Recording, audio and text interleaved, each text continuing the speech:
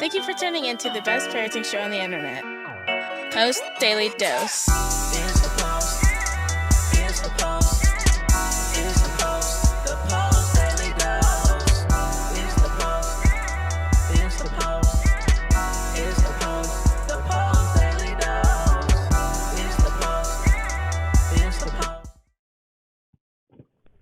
Hey there, Post+Institute. This is Kristi, Saul, the co-founder, coming at you live with the best little parenting show on the internet, the Post Daily Dose. I just ran in the house. We've been on the road, and I apologize. I'm about 30 minutes late. I hope you guys can catch up, or I can catch up with you, whichever way it goes. But in the meantime, while folks are logging in, I'm going to plug this book real quick, Brian's book, From Fear to Love. We have this on promotion at feartolovebook.com. Then we have this incredible book right here, The Great Behavior Breakdown. Man, if you're ready to go a little deeper, here's some stories from the trenches, real-life stories, real-life outcomes. This is an incredible book. You can find this on Amazon and also postinstitute.com. Then I have these two packaged together at a discount at the postinstitute.com. And last, but certainly not least, our newest edition is this really incredible workbook. You can get it as an ebook on our website, and then it is also available in print on Amazon, and we'll have it in print next month. Oh, I just dropped you guys on your face. Oh my God, is everybody okay? I hate it when that happens. I got to show off my fancy new mug last night, but I don't have it with me, but I do have our fancy new stickers, and I had a couple of people with agencies who've ordered a large number of books. If you guys didn't know, on our website, if you're needing to order wholesale, let's say you have an agency and you want to hand these out to fellow friends or fellow foster families or adoptive families or school teachers or child care workers, anyone who's involved in the lives of children, if you want to order books in bulk, we're able to give you really good discounts. The more you order, the cheaper they get. And I've had a couple of people order in bulk, and now I'm going to get to put these stickers in with it, and that is pretty fun. I can't wait, and hopefully they'll take some pictures and tag us and all of that. Hey, Miss Lady, how are you doing, Heather? It's good to see you. And Elaine, hello, it's good to see you. So my topic tonight has to do with you think you know.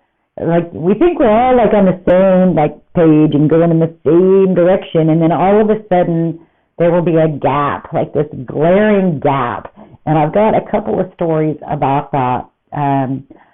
One was a story that was shared with me yesterday. My 17-year-old is, she's getting driver's training, and it's pretty awesome. I'll tell you, it's tricky business. Let's just talk about that for just a quick minute, just a quick second. So you guys, we all know about this thing called the bell curve, right? So the bell curve is like, shoop, it looks like a bell. And the reason it's called, what the bell curve is about, is certain things that are tested and measured, and it fits within this bell curve of scoring. And it could be academics, you could be in the bell curve. That means that's where the majority of the people are. It could be about academics. It could be about physical maturity. It could be about physical health. It could be about emotional health. It could be about your finances. It could be about the kind of car you drive. It could be about anything, whatever the norm is, right? So here we have the norm. And if you have any aspect of your life that is outside of that norm, whether you're called an outlier, so that always feels great to be known as an outlier. So the people who are out here on the bell curve, when it flattens out, are called outliers. And so it could be maybe having to do with a chronic health issue, or it could have to do, and I'm going this way because that's when the scores are less than the curve, right? So it could be physical condition, it could be a health condition, it could be your emotional development, it could be your mental health, it could be your ability, your learning ability and your learning style, your thinking processes. All of those things could put you on either side as an outlier. So you could be, I don't even like the word achieving. God, you could be excelling and be over here to the right, or you could be to the left. And so when you live the life as an outlier, and it doesn't matter which direction, an outlier, Usually that means that there's going to have to be something special, some sort of special support, special services, something in order to help you be able to accomplish the things that the people in this bigger curve, in the norm, that's what it's called. Statistically speaking, that's what it's called. So in the norm, then you may need to have support to be able to accomplish the things that other people in the norm are able to accomplish. All that to say that my daughter, who's mobile by wheelchair, has to have a specialized van, and she also has a specialized instructor. This person there's one company in the entire state of Oklahoma who serves all the people who have certain kinds of needs in terms of helping them learn how to drive. And so he serves people who use hand controls, all different kinds of driving devices, SIP switches, even people who don't use those kinds of driving devices, but maybe there's some sort of cognitive difference or an emotional difference that leads them to need specialized driver's education. He was sharing a story with me yesterday where he was teaching a young man how to drive. And, of course, he's got the driver brake, right? So they're driving all day, an hour or two, and the young man never uses the brake. So he keeps using the instructor brake, and finally he looks at the young man and he says, "Son, are you ever going to use the brake?" And the boy said, "I thought we were like in test mode or something." You think you know. Like you think we're all on the same page with the same understanding, and then something will happen that lets you know we're not even having the same conversation. The young man, because he's probably used a lot of technology, he's used a lot of electronics, and some games that you play, it'll be in test mode until you get the hang of it, and then you get to play it for real. Well, that's the mindset that this young man had when he was in his first driver's ed, that the car was in test mode and he did not need to put on the brake, when in fact it was the instructor putting the brake on. You think you're all communicating until something comes up and you realize there is a gap in understanding. Similar thing happened. It's funny, I'm on this driving thing. Similar thing happened with my son. He had been driving for, maybe a year and a half or so. And he got pulled over because he had a short in the lights in his car had a short, and it was nighttime. And the police officer pulled him over, and the police officer told him why he was being pulled over and didn't give him a ticket, but said, "Leave your car here and either get someone to pick you up or walk home." And so that is what he did. He did exactly what the police officer said to do. He left his car right there, which meant it was in the middle of the street, in the right-hand lane, but nonetheless in the middle of the street.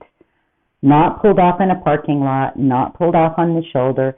He left the car right there. He was doing his best to follow the police officer's instructions. And he left the car. He's an English as a second language student, young adult now. We think we're all communicating. We think we're all understanding one another. And then something will come up that will let you know. And boy, I'll tell you what, those kinds of situations can really create a lot of frustration, a lot of heartache, a lot of hurt. There have been so many times. That was something that my son and I worked on a lot was, the thing is he didn't want to present like not in any situation. Like in any situation, he did not want to present as if he didn't understand what was being asked or what was being said or what was going on around him, because he wanted to fit right in. He didn't want to stand out as being like from a different country. He didn't want to stand out as being like in foster care or being an adopted child. He just wanted to fit right in, He just wanted to fit right in with everybody else. And so in an effort to fit right in, a lot of times there would be conversations or things going on around him, and he would just be like smiling and nodding, and really the whole time he was like, I didn't really know what it was that was being said or what was being instructed. That's a really big deal, isn't it? It's a really big deal. It really starts getting complex when you're like trying to get underneath like the wanting to fit in and like the ego and all those things that we experience as humans when we need someone to say, hey, I'm not really sure I understand what you're saying. I'm not really sure I'm getting it. And that, the thing is that he was so good at them figuring it out that a lot of times you wouldn't know that he really didn't know what was being asked, because he'd just kind of hang back long enough to then kind of figure out what everybody else was doing. He's very clever, very smart. And talk about some adaptive skills. That's really amazing. And yet, what a double-edged sword, right? Because then it created has created complications for him, because it's really hard for him to say, I don't really understand what's being asked of me. I don't understand all of the rules in the workplace. I don't understand. I'm reading I can read and listen to the video of your safety compliance, but that doesn't necessarily mean I actually know and understand what it is that's being asked of me. So we think we understand, and then something comes up, and the gap in understanding becomes glaring. So I just felt like those stories were so fresh on my mind that I just felt like it's important to bring that up and bring it to your awareness, that there'll be times that your kids are looking at you and acting like they know exactly what it is you want them to do, and then they'll do something else, and it may not be because they're being defiant. It may be that they really just didn't even understand to begin with what it was that was being asked. So,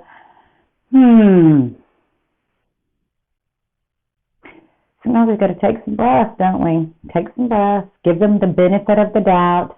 Man, I'll tell you what, the one thing that has helped me in this journey of parenting and coaching parents and parenting kids from hard places, parenting children who are from other countries and new to America, even if they've been here for 4, 5, 6 years, there's so many little idiosyncrasies and cultural differences for us to learn about and respect and honor. And so the best bet is to always assume that they are doing the best that they can. Just like we would want people to assume with us. We would want, if an assumption's going to be made, which we just almost cannot avoid it, if an assumption's going to be made, make the assumption that somebody's doing the best that they can in any given moment. And if we can lend a hand by helping and being loving, then that's going to be our best avenue until we know otherwise. So if you've had any of those sort of situations today where there have been big misunderstandings, big miscommunications, I know that can really be a lid flipper on all sides. So press pause on all those things you've been stressed and worried about. Anything you've been fretting about, just press pause on it all. Give yourself 5 to 10 minutes. Take some deep breaths. Put all of it aside and go spend some time with your children. Go spend time with your babies. Let the love you have for them shine from your eyes. Let them feel it. Let them feel the energy of love you have for them. Go spend some time playing with them. Wrestle. Tickle, go shoot some hoops, go play some catch. If it's a good night to be outside, go get outside and get some movement and some fresh air. That always helps everybody. Or maybe lay around and watch some TV, create something magical, cook together, paint a picture, or maybe it's one of those days where you just need to flop around and watch a little TV, maybe a movie. Pick something that you and your children can enjoy together.